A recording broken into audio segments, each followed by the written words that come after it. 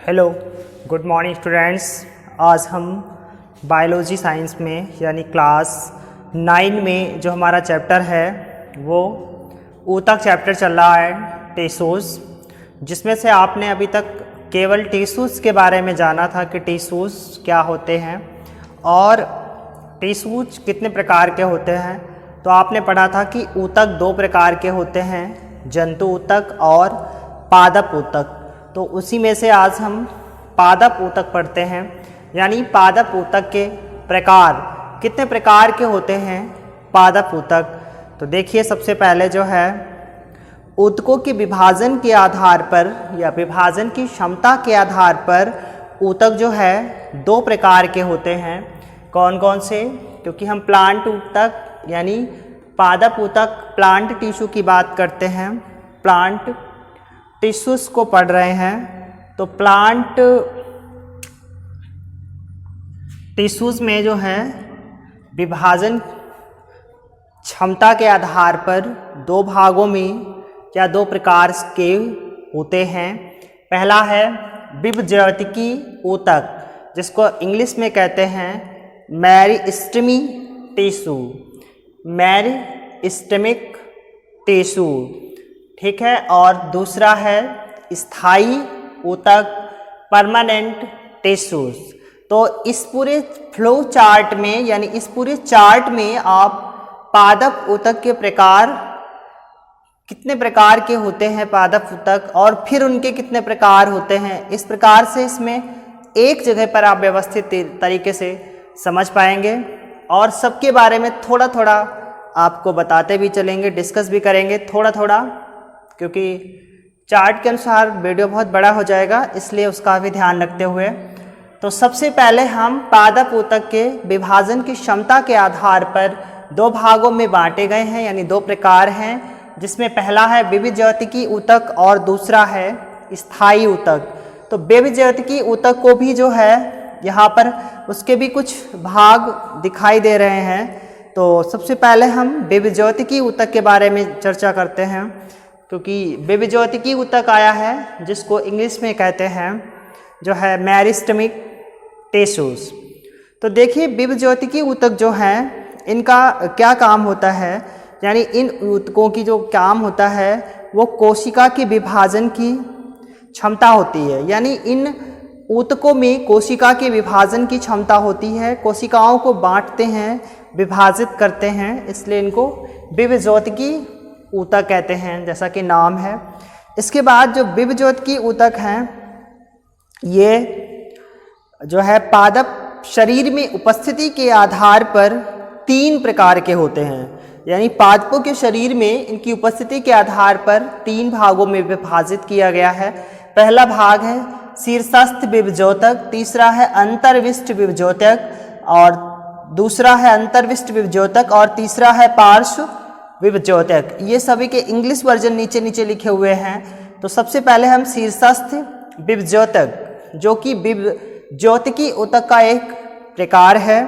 तो शीर्षस्थ विभज्योतक के बारे में थोड़ा पढ़ लेते हैं, थोड़ा जान लेते हैं कि जो ये ऊतक है यानी एपिकल मेरिस्टेम जो है, ये ऊतक जो है जड़ तथा तने के शीर्ष पर होता है, इसीलिए इसका देखिए शीर्षस्थ का मतलब होता है ऊपर के हिस्से पर, शीर्ष के हिस्से पर। तो ये ऊतक जो है पौधों में इसकी उपस्थिति जड़ और तना के सिरों पर होती है या शीर्ष पर होती है और इसके विभाजन से, इसके बंटने से जड़ और तने की लंबाई में वृद्धि होती है, जड़ और तने की लंबाई में बढ़ोतरी होती है। इसके बाद अंतर्विष्ट विभज्योतक। तो अंतर्विष्ट विभज्योतक जैसी हमारी हेडिंग है कि ये जो ऊतक है अंतर्विष्ट विभज्योतक ऊतक है, ये पत्तियों के आधार व टहनी के पर्व के दोनों ओर उपस्थित होते हैं।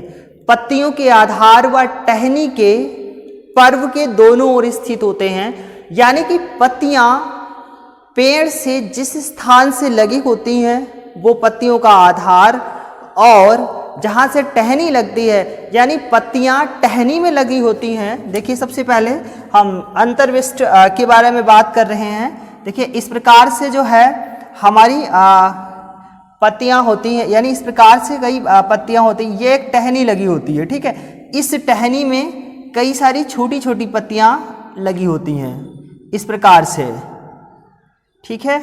जैसे आप इसका अच्छा उदाहरण है नीम के पौधे में आप आसानी से देख सकते हैं, ठीक है। ये एक पूरी पत्ती होती है।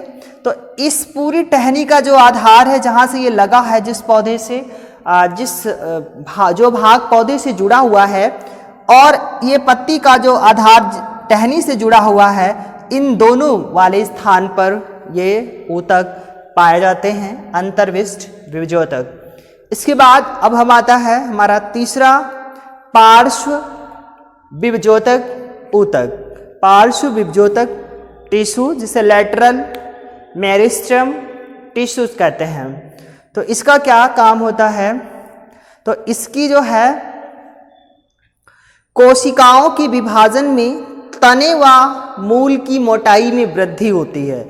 यानी पार्श्व विभज्योतक ऊतक की वजह से जब कोशिकाओं का विभाजन होता है, तो कोशिकाओं के विभाजन के समय विभाजन से तने व मूल, यानी तना और जड़ दोनों की जो मोटाई होती है, वो पार्श्व विभज्योतक ऊतक के कारण होती है।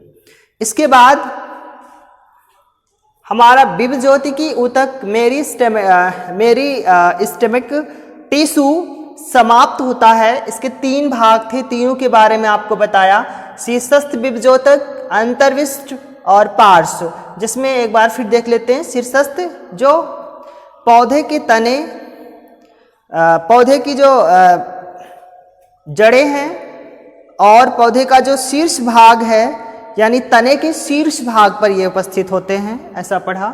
और इनके विभाजन से पौधे की ये कोशिका विभाजन में, यानी इनके विभाजन से जड़ और तने जो है लंबाई में बढ़ते हैं, बढ़ोतरी होती है।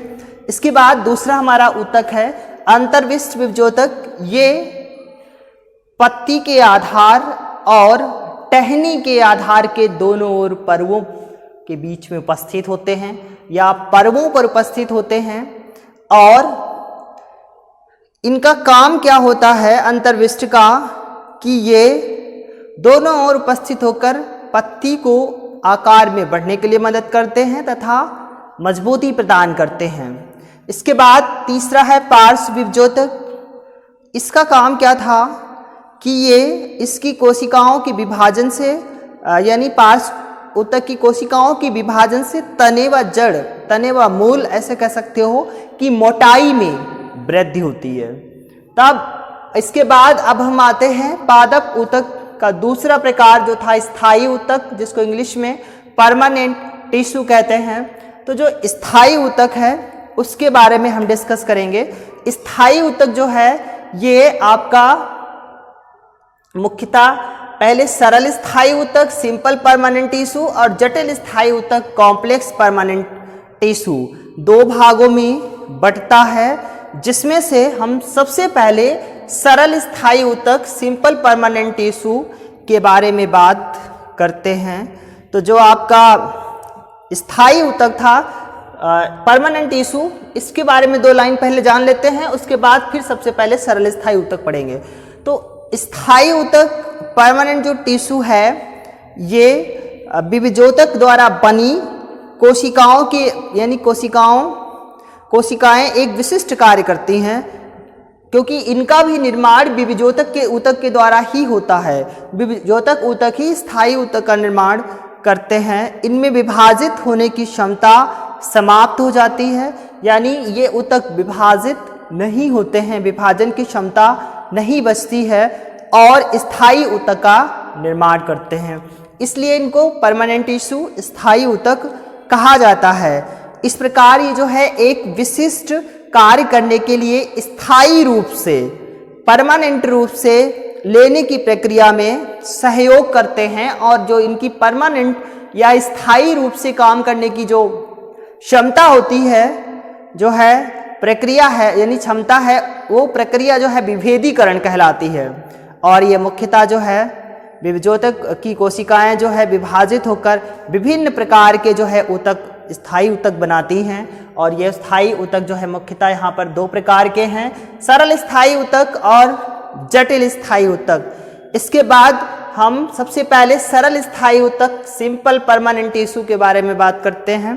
तो जो आपका सिंपल परमानेंट टिश्यू है ये भी इसके कई भाग हैं, यानी ये भी 3 भागों में विभाजित है, जिसमें इसका पहला भाग है मृदूतक, जिसे हम कहते हैं इंग्लिश में पैरेन्काइमा। तो देखिए मृदूतक का काम क्या होता है पौधों में, क्योंकि ये स्थायी ऊतकों में इनकी गणना की गई है।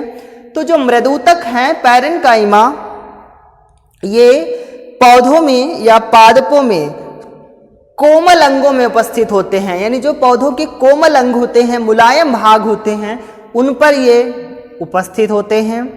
और क्या होता है, ये मृदूतक की जो कोशिका यानी पत्तियों की जो मृदूतक कोशिकाएं हैं उनमें हरित लवक पाए जाते हैं, यानी जो मृदूतक हैं ये पौधे के मुलायम भाग में पाए जाते हैं।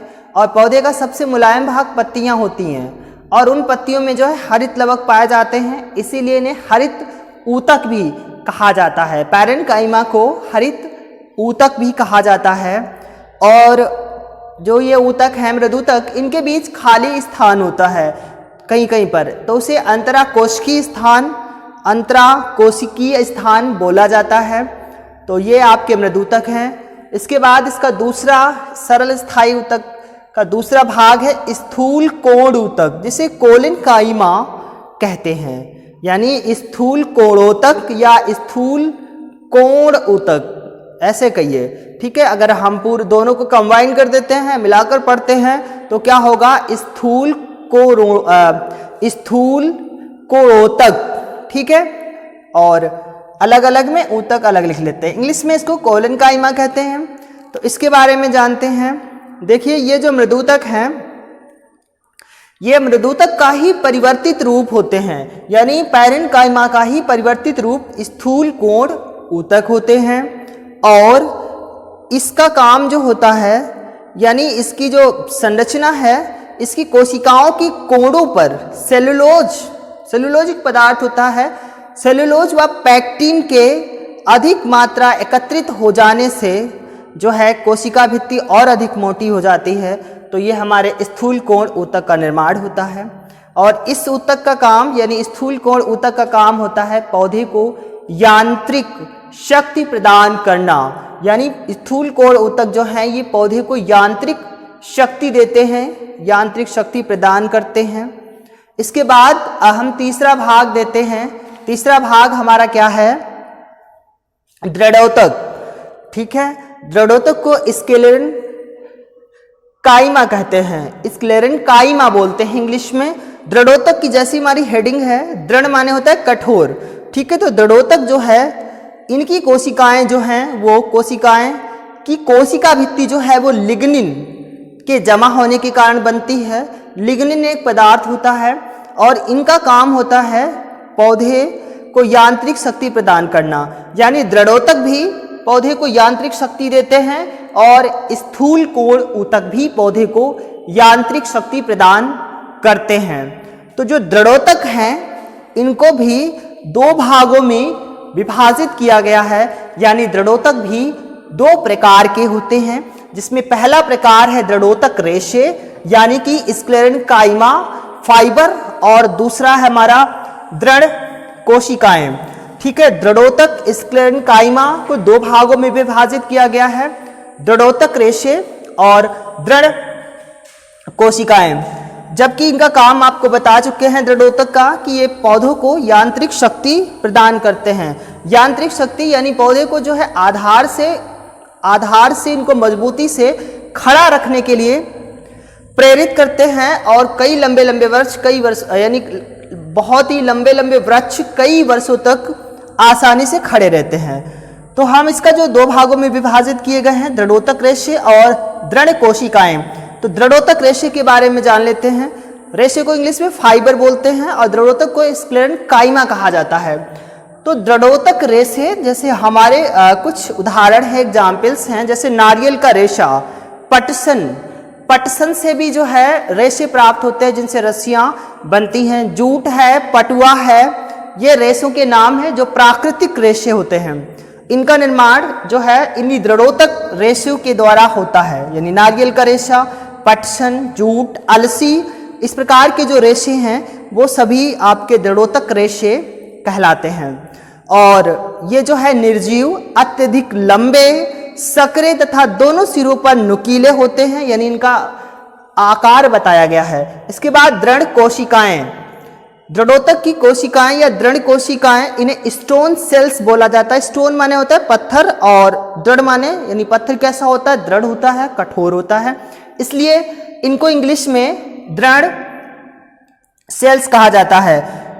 नहीं, हिंदी में दृढ़ कोशिकाएं और इंग्लिश में स्टोन सेल्स कहा जाता है, क्योंकि स्टोन कड़ा होता है और इनका जो आकार होता है ये निर्जीव होती है, गोल होती हैं, अंडाकार होती हैं और इनका काम होता है पौधे की जो यानी पौधों से प्राप्त वो मटेरियल्स हैं जो कठोर होते हैं, जिनका बाहरी ढांचा या आंतरिक ढांचा काफी दृढ़ या मजबूत होता है। यानी इनका जो निर्माण होता है वो लिग्निन एक पदार्थ है, उसके जमा होने के कारण होता है। कोशिका भित्ति चारों ओर से इनकी मोटी होती है। अब दृढ़ कोशिकाओं के जो एग्जाम्पल्स हैं जैसे नाशपाती, आपका नारियल के गूदे और नाशपाती के गूदे, बादाम या अखरोट के छिलके, बादाम और अखरोट के छिलके काफी दृढ़ होते, कठोर होते हैं, वो दृढ़ कोशिकाएं के उदाहरण हैं। इसके अलावा जो पेड़ मोटे तने वाले होते हैं उनकी छाल भी कड़ी हो जाती है सूख करके, वो भी दृढ़ कोशिकाओं के उदाहरण है। इसके बाद स्थायी ऊतक का एक भाग सरल स्थायी ऊतक, सिंपल परमानेंट टिश्यू समाप्त होता है। अब हम आगे बढ़ते हैं जटिल स्थायी ऊतक, यानी स्थायी ऊतक के जटिल स्थायी ऊतक, कॉम्प्लेक्स परमानेंट टिश्यू। देखिए इनका बहुत बड़ा रोल होता है पादपों में, क्योंकि इनके ना होने से कई सारी समस्याएं आती हैं और कई बार पादपों का विकास इनकी वजह से रुक जाता है। तो आपके जो जटिल स्थायी ऊतक होते हैं, ये ऊतक एक से अधिक प्रकार की कोशिकाओं से मिलकर के बनते हैं, यानी इनका निर्माण कई कोशिकाओं से होता है, क्योंकि एक कोशिका से नहीं हो सकता है, कई सारी कोशिकाएं जब आपस में मिलती हैं तब जटिल स्थायी ऊतक, कॉम्प्लेक्स परमानेंट टिश्यू का निर्माण होता है। और ये कोशिकाएं जो है मिलकर के एक इकाई की तरह कार्य करती हैं। इकाई का मतलब होता है एक समूह की तरह कार्य करती है, समूह ग्रुप में काम करती हैं, इकट्ठे होकर के काम करती हैं। और इनके जो दो प्रकार हैं वो जाइलम और फ्लोएम, यानी जटिल ऊतक के मुख्य दो प्रकार हैं, जाइलम और फ्लोएम। देखिए जाइलम और फ्लोएम ये हमें कई बार पढ़ने को मिलेगा। जाइलम और फ्लोएम को जो है संवहन ऊतक कहा जाता है। संवहन का मतलब होता है कंडक्टिंग टिश्यू, कंडक्टिंग का मतलब होता है ये पादपों में भोज्य पदार्थों का, जल का, खनिज लवणों का संवहन करते हैं, आदान प्रदान करते हैं, यानी पादप की एक अंग से, यानी इस खाद्य पदार्थों को पौधे के सभी अंगों में ले जाते हैं, पहुंचाते हैं, इसलिए इन दोनों ऊतकों को जो है संवहन ऊतक भी कहा जाता है। तो सबसे पहले हम जाइलम ऊतक की बात करते हैं। जाइलम ऊतक क्या होता है? तो जाइलम ऊतक जो होता है ये 4 ऊतकों से मिलकर के बनता है। 4 ऊतक कौन कौन से हैं? वाहिनिकाएं और वाहिकाएं, जाइलम मृदूतक, जाइलम रेशे, ये 4 ऊतक मिलकर के जाइलम का निर्माण करते हैं। तो जिसमें जो आपकी वाहिनिकाएं हैं, ये वाहिनिकाएं निर्जीव होती हैं और लंबी तथा नलिकाकार होती हैं। जैसे कि वाहिकाओं का मतलब होता है, वाहिका का मतलब होता है किसी द्रव मटेरियल को एक स्थान से दूसरे स्थान तक ले जाने वाली कोई ऐसी सामग्री। जैसे हमारी मोटर पंप की जो ट्यूब होती है, मोटर पंप में जो नली जो होती है जिससे पानी एक स्थान से दूसरे स्थान तक ले जाया जाता है, वो भी हमारी एक वाहिका होती है। उसी प्रकार से ये वाहिनिकाएं जो है नली के समान होती हैं, ट्यूब के समान होती हैं, नलिकाकार होती हैं। और इनके जो सिरे होते हैं, दोनों सिरे नुकीले होते हैं और लिग्निन के जमा होने के कारण इनकी जो कोशिका भित्ति होती है वो काफी मोटी हो जाती है वाहिनिकाओं की। अब हम बात करते हैं वाहिकाएं, वेसल्स। ये भी उसी प्रकार से हैं, बस इसमें थोड़ी भिन्नता आती है। जिस प्रकार से हमने वाहिनिकाएं बताई वैसे ही वाहिकाएं हैं। ये भी जैसे वाहिनिकाओं का काम है, सेम इन्हीं का भी वही काम है। दोनों के काम लगभग समान होते हैं। तो जो वाहिकाएं होती हैं ये भी बेलनाकार और नली के समान यानी नलिकाएं होती हैं। बेलना का मतलब होता है बेलन, नली जैसा ही आकार का होता है बेलन, जो एक के ऊपर एक ये व्यवस्थित होती हैं, यानी इनकी संरचना बताई गई है कि एक के ऊपर दूसरी लगी होती हैं, क्योंकि कई छोटी छोटी संख्याओं में होती हैं, जब कई एक साथ जुड़ती हैं तो एक बड़ी आकार बना लेती हैं। और ये सर्पिलाकार भी हो सकती हैं, जालिकावत यानी जाली के निर्माण की संरचना जैसी भी हो सकती हैं। और इनका काम होता है कि ये पौधों को यांत्रिक शक्ति प्रदान करती हैं। इसके बाद जाइलम मृदूतक यानी जाइलम पैरेन्काइमा, इनका काम क्या होता है? ये सजीव कोशिकाएं हैं, इनकी कोशिका भित्ति लिग्निन से बनी होती है, लिग्निन पदार्थ के जमा होने से, और इनका कार्य होता है भोजन का संचय करना और पादपों को दृढ़ता प्रदान करना। इसके बाद जाइलम रेशे यानी जाइलम फाइबर्स, ये जाइलम फाइबर्स जो हैं ये निर्जीव होते हैं, ये भी पौधों को यांत्रिक शक्ति प्रदान करते हैं। तो ये चार मिलकर के जाइलम का निर्माण करते हैं। तो जो जाइलम है इसका कार्य क्या होता है पादपों में? जा से जाइलम, तो जा से जाइलम, तो इसे हमें याद रखना है जा से जल, ठीक है, जा से जल भी होता है और जा से जाइलम भी। तो जाइलम का काम होता है पादपों में जल का संवहन करना, यानी पौधे के एक अंग से पौधे के विभिन्न भागों में जल का पहुंचाना, ठीक है। तो इसका कार्य पूछा जाता है एग्जाम्स में कि जाइलम का क्या कार्य है, तो जाइलम का काम हमें याद रखना है जल का संवहन करना पादपों में। इसी के साथ अब हम देखते हैं जटिल स्थायी ऊतक फ्लोएम। फ्लोएम क्या होता है? फ्लोएम के बारे में, क्योंकि यह भी एक संवहन ऊतक है। तो जो फ्लोएम है इसका कार्य जो है पत्तियों द्वारा निर्मित भोजन को पौधों के विभिन्न भागों में पहुंचाना, क्योंकि पौधों में जो भोजन का निर्माण होता है वो पत्तियां करती हैं, वो भी प्रकाश संश्लेषण फोटोसिंथेसिस प्रोसेस के द्वारा पत्तियां सूर्य की प्रकाश की उपस्थिति में भोजन का निर्माण करती हैं। तो जो फ्लोएम है ये पत्तियों में निर्मित भोज्य पदार्थों को पौधे के विभिन्न भागों में पहुंचाता है, जैसे कि तना, जड़, पुष्प, फल, यानी जो भी पौधे के भाग हैं उनमें ये भोजन को पहुंचाता है। तो फ्लोएम का भी निर्माण चार ऊतकों से मिलकर के होता है, जिसमें पहला है चालनी नलिकाएं, सीवे ट्यूब्स, साथी कोशिकाएं, कंपेनियन सेल्स, फ्लोएम मृदूतक, फ्लोएम पैरेन्काइमा, फ्लोएम रेशे, फ्लोएम फाइबर्स। तो सबसे पहले हम फ्लोएम का जो निर्माण करने वाली हमारी चालनी नलिकाएं हैं उनके बारे में देखते हैं। सीव ट्यूब्स, ये भी जो है सजीव व नलिका के समान होती है, जैसा लिखा भी है नलिकाएं। नलिकाएं, इनका भी आकार नलिका के समान ही होता है, और जिन स्थानों पर ये कोशिकाएं एक दूसरे से जुड़ती हैं, यानी जिन स्थानों पर एक दूसरे से ये मिलती हैं, उनको जो है अनुप्रस्थ भित्तियों के समान वहां पर कई सारे छिद्र पाए जाते हैं। जैसे हमारी चलनी में छिद्र होते हैं जिनसे हम जो है किसी प्रकार के सामान को चालते हैं, छानते हैं, उसी प्रकार से इन नलिकाओं में भी छिद्र होते हैं। यानी एक नलिका से जब दूसरी नलिका आपस में चिपकती है तो वहां पर कई सारे छिद्र होते हैं, इसीलिए इनको चालनी नलिकाएं कहा जाता है। और ये जो छिद्र हैं वो क्या करते हैं? वो घुलित भोजन एक स्थान से दूसरे स्थान पर पहुंचाने में मदद करते हैं। और चालनी नलिकाओं में जो है केंद्रकों का अभाव होता है, यानी इनमें केंद्रक नहीं पाए जाते हैं और इनमें छिद्र पाए जाते हैं, ये याद रखना है, क्योंकि छिद्रों के माध्यम से ही भोजन एक स्थान से दूसरे स्थान तक पहुंचता है। इसके बाद साथी कोशिकाएं, कंपेनियन सेल्स। फ्लोएम की जो साथी कोशिकाएं होती हैं वो भी चालनी नलिकाओं से ही लगी होती हैं, यानी चालनी नलिकाएं से ही ये कोशिकाएं जुड़ी होती। साथी का मतलब होती है साथ में रहने वाली, यानी चालनी नलिकाओं के साथ में साथी कोशिकाएं रहती हैं या जुड़ी होती हैं। और इनकी जो कोशिका भित्ति होती है काफ़ी पतली होती है, इनमें केंद्रक भी होता है। साथ ही कोशिकाएं जो है चालनी नलिकाएं की क्रियाओं को करने में सहायता करती हैं, क्योंकि जो चालनी नलिकाएं भोजन एक स्थान से दूसरे स्थान पर पहुंचाती हैं उनमें साथी कोशिकाएं मदद करती हैं। इसके बाद अब हम आते हैं फ्लोएम मृदूतक यानी फ्लोएम पैरेन्काइमा। मृदूतक का काम ही होता है यांत्रिक शक्ति प्रदान करना।